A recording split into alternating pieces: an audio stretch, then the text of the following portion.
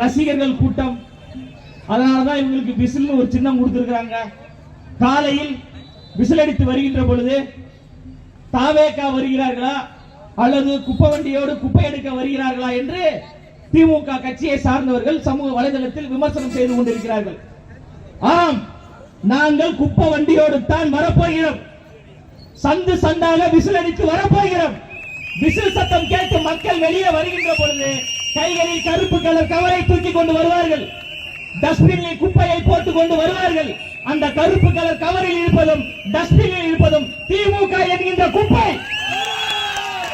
அந்த திமுக என்கின்ற குப்பையை குப்பை வண்டியில் போட்டு ஊருக்கு ஒதுக்குப்புறமாக போட்டு புதைப்பதுதான் தமிழக வெற்றி கழகத்தினுடைய ஒரே இலக்கு. நாங்கள் விசிலடித்தான் குஞ்சுகள் தான்.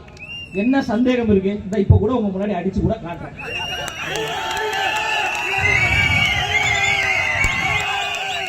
நாங்கள் விசிலடித்தான் குஞ்சுகள் தான். இன்னும் 3 மாதத்திற்கு தமிழ்நாடு முழுவதும் இந்த விசிலடித்தான் குஞ்சுகளுடைய விசில் சத்தம் விண்ணை பிளக்க போகிறது. இப்போ விருதுநகர்ல நேத்து இளைஞரணி மாநாடு, சரியான சிரிப்பு. இந்த காப்பி பேஸ்ட் கேள்விப்பட்டீங்களா? காப்பி பேஸ்ட், காப்பி பண்ணி பேஸ்ட் பண்றது. யாரோ ஐயா ஸ்டாலின் அவருடைய ஆள் மனதில் போய் சொல்லியிருக்காங்க போல, திரு விஜய் அவர்கள் அரசியலுக்கு போயிட்டாரு, நீங்க தான் இனிமே சினிமால அடுத்து ஸ்டாரா வர போறீங்க, நீங்க தான் தமிழ்நாட்டின் விஜய் அப்படின்னு யாரோ சொல்லிட்டாங்க போல. அதே வெள்ளை சட்டை, அதே மாதிரியான காக்கி கலர் பேண்ட், அதே ராம்ப், யாரு ஒரு 4 பேருக்கு காசை கொடுத்து நான் நடந்து வரும்போது துண்டை தூக்கி போடுங்க, அப்படி தூக்கி போட்டுக்கிறேன். திமுக கட்சியை சார்ந்த சொந்தங்களே, ரியலுக்கும் டூப்புக்கும் நிறைய வித்தியாசம் இருக்கிறது சொந்தங்களே. தமிழ்நாட்டின் ஒரே தளபதி அண்ணன் விஜய் அவர்கள் தான்.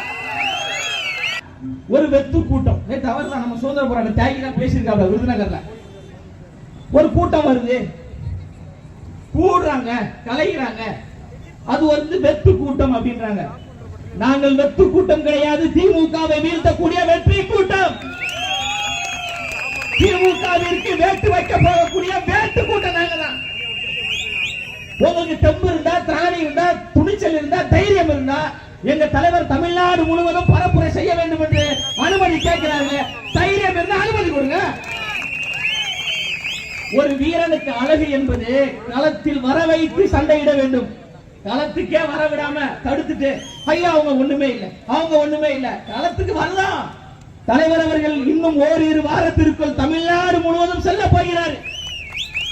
அதனால்தான் திமுக எந்த ஒரு நிகழ்ச்சியை முன்னெடுத்தாலும் ஒரே ஒப்பாரி பிராணமாவே இருக்கு.